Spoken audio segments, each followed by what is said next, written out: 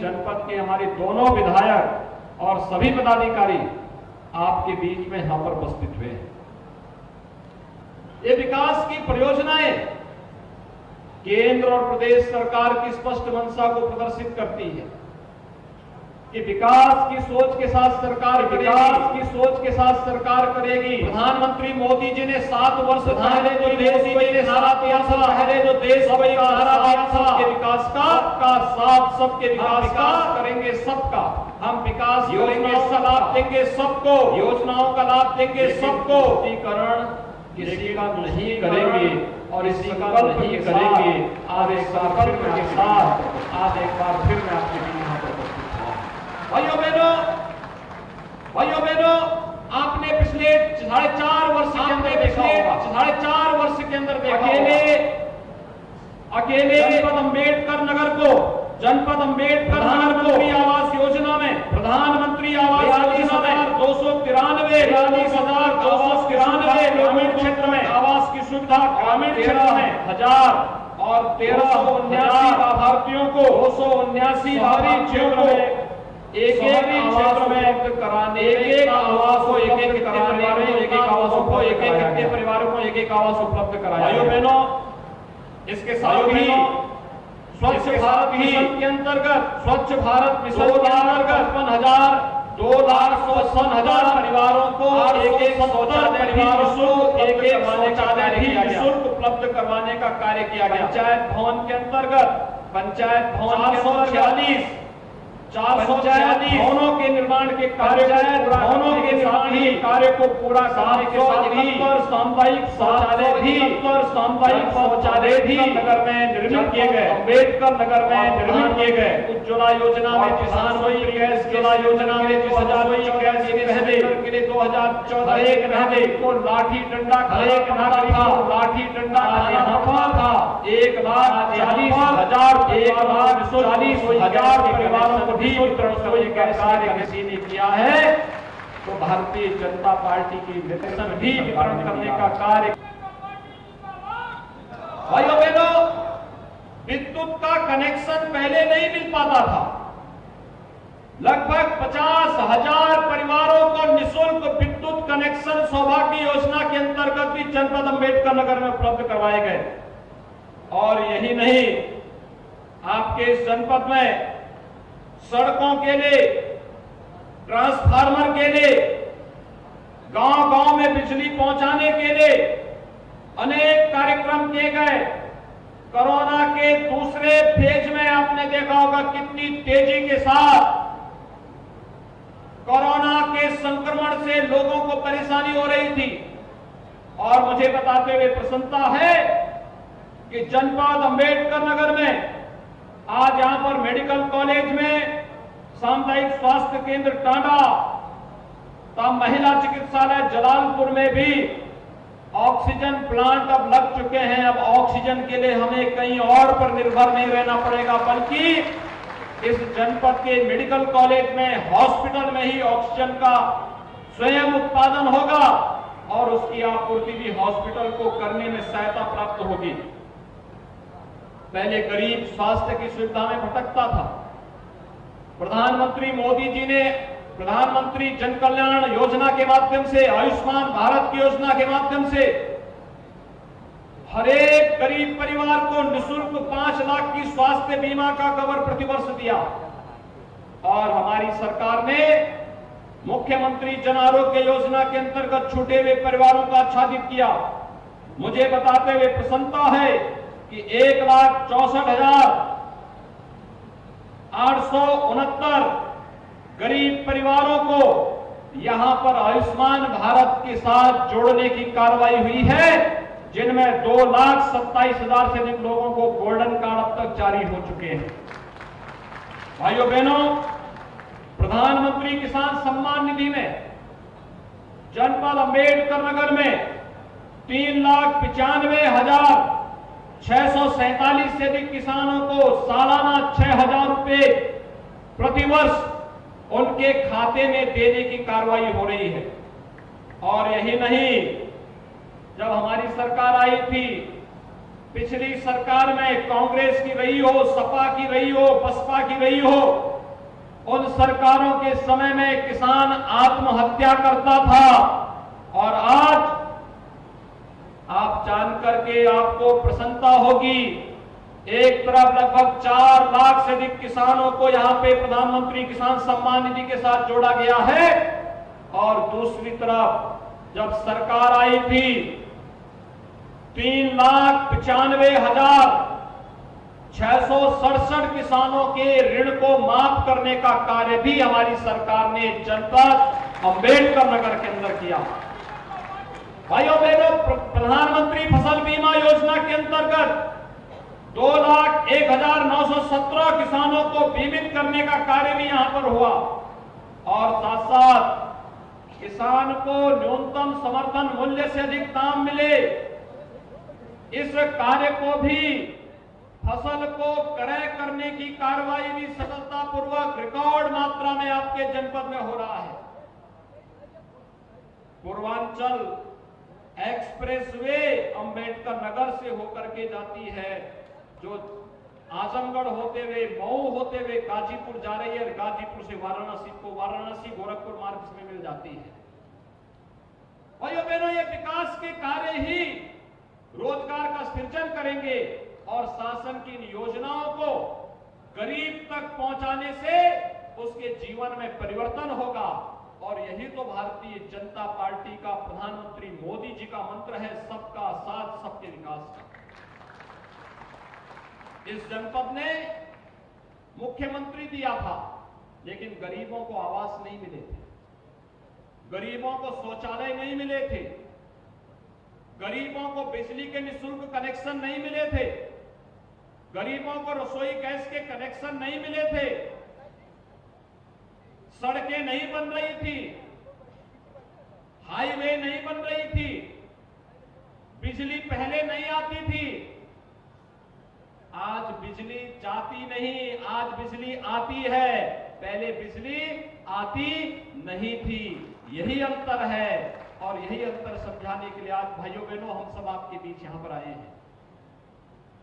पहले की सरकारें भेदभाव करती थी, पहले की सरकारें गरीब के लिए आने वाली योजना में लूट खसोट करती थी, पहले की सरकारों में गुंडे सिर पर चढ़ करके अराजकता पैदा करते थे और माफिया गरीबों की संपत्ति पर, व्यापारियों की संपत्ति पर जबरन काबिज होने का दुस्साहस करते थे। आज किसी गरीब की संपत्ति पर, किसी व्यापारी की संपत्ति पर कोई माफिया और कोई पेशेवर अपराधी जबरन कब्जा करने का दुस्साहस नहीं कर सकता और अगर करेगा तो सरकार का बुलडोजर भी खड़ा रहता है, तत्काल उसकी छाती पर बुलडोजर नहीं चलेगा। भाइयों बहनों, जाति के नाम पर राजनीति करने वाले लोग होंगे लेकिन अपने महापुरुषों के साथ सौदेबाजी करने में वे लोग कोई कोताही भी नहीं बरतते। हमारी सरकार ने महाराज सुहेलदेव का भव्य स्मारक बनाने का काम बहराइच में प्रारंभ किया। महाराज सुहेलदेव 10वीं 11वीं शताब्दी के एक ऐसे पराक्रमी योद्धा थे जिन्होंने विदेशी आक्रांताओं का मुंहतोड़ जवाब दिया था और सालार मसूद गाजी को बहराइच के चित्तौड़ा नामक स्थान पर मौत के घाट 3 लाख सेनाओं के साथ उतारने का कार्य किसी एक पराक्रमी उस समय के राजा ने किया था। वह नाम था महाराज सुहेलदेव का। लेकिन भाइयों बहनों, आज महाराज सुहेलदेव के नाम पर राजनीति करने वाले लोग किस तरीके से उन तत्वों को जो राम जन्मभूमि पर आतंकी हमला करते हैं, उनको, उन आतंकवादियों के मुकदमों को वापस लेने का कार्य करते हैं, उन लोगों के साथ आज जुड़ करके पूरी परंपरा को अपमानित करने का कार्य कुछ लोग कर रहे हैं। और इसीलिए आज मैं आपका आह्वान करने के लिए आपके बीच आया हूं, आपसे कहने के लिए, एक तरफ मर्यादा पुरुषोत्तम भगवान श्री राम की वह आदर्श परंपरा जो परंपरा विपरीत परिस्थितियों में भी धैर्य नहीं खोती, हर गरीब को, हर नौजवान को, हर किसान को और समाज के प्रत्येक तबके को अपने साथ जोड़ करके शासन की योजनाओं को उन तक पहुंचाने का कार्य कर रही है। एक वो परंपरा जो आपने देखा होगा पिछले 4.5 वर्ष के अंदर उत्तर प्रदेश में कोई भी व्यक्ति किसी भी मत, किसी भी मजहब, किसी भी संप्रदाय और किसी भी पंथ का अनुयायी हो, पर्व और त्योहार मनाने में उसको कोई कोताही नहीं, शांतिपूर्ण तरीके से सभी पर्व और त्योहार मनाए जा रहे हैं। लेकिन इससे पहले होली आती थी, कर्फ्यू लग जाता था, दीपावली आती थी, फिर कर्फ्यू लग जाता था, रामनवमी आती थी, कर्फ्यू लगता था, जन्माष्टमी आती थी, कर्फ्यू लगता था, शिवरात्रि आती थी, कावड़ यात्रा सरकार नहीं निकालने देती थी, कहती थी दंगे हो जाएंगे। भाइयों बहनों, विगत 4.5 वर्ष के अंदर उत्तर प्रदेश में कोई दंगा नहीं हुआ, पर्व और त्योहार शांतिपूर्ण तरीके से मनाए जा रहे हैं, सरकार सुरक्षा की व्यवस्था भी करती है। और अब हम कुछ ही दिनों में दीपावली के भव्य आयोजन को करेंगे और दीपावली का यह भव्य आयोजन हमें उत्साह और उमंग के साथ, प्रकाश पर्व के साथ जोड़ने का एक नया संदेश देता है। और प्रकाश का यह पर्व इतना उत्साह और उमंग के साथ हमें जोड़ रहा है कि आपकी आस्था के सामने कोरोना भी अपनी हार मान चुका है। भाइयों बहनों, हम सबको आभार व्यक्त करना चाहिए प्रधानमंत्री मोदी जी का, जिन्होंने भारत के हर नागरिक को, सबको वैक्सीन और फ्री में वैक्सीन की बात कही। आज आपको अंबेडकर नगर में भी सबको फ्री में वैक्सीन लगाने की कार्रवाई चल रही है, युद्ध स्तर पर वैक्सीन लग रहे हैं। दुनिया के अंदर कोई देश फ्री में वैक्सीन इतने बड़े पैमाने पर नहीं लगा पा रहा है, लेकिन भारत ने कल 100 करोड़ से अधिक लोगों को फ्री में वैक्सीन देने का काम पूरा कर दिया है। एक बड़ा लक्ष्य उत्तर प्रदेश ने 12 करोड़ 32 लाख लोगों को अब तक वैक्सीन दे दिया है और एक क्रम निरंतर आगे बढ़ रहा है, कोई छूटने न पाए, हम सबकी जिम्मेदारी बनती है। ये राष्ट्रीय कार्यक्रम है, उन चेहरों को पहचानिए। कोरोना जैसी महामारी के खिलाफ जब देश की लड़ाई आगे बढ़ रही थी, ये लोग समाज को गुमराह कर रहे थे, समाज को भड़काने का कार्य कर रहे थे। आज उन लोगों से सावधान होने की आवश्यकता है। ये लोग रंग बदलते हैं, इनकी स्थिति को देख करके कभी कभी गिरगिट भी शर्मा जाएगा। कब ये लोग क्या बोले, कोई भरोसा नहीं। याद करिए 2017 के पहले कहते थे, जब उनकी सत्ता केंद्र में थी 2005 से लेकर 2014 तक, तब ये लोग कहते थे राम की आस्था, राम तो हुए ही नहीं, राम तो काल्पनिक है। और जब अयोध्या में 500 वर्षों के विवाद का फटाक से समाधान हुआ, अयोध्या में राम जन्मभूमि पर भव्य मंदिर निर्माण की कार्रवाई प्रारंभ हुई, अब कहते हैं राम तो सबके हैं।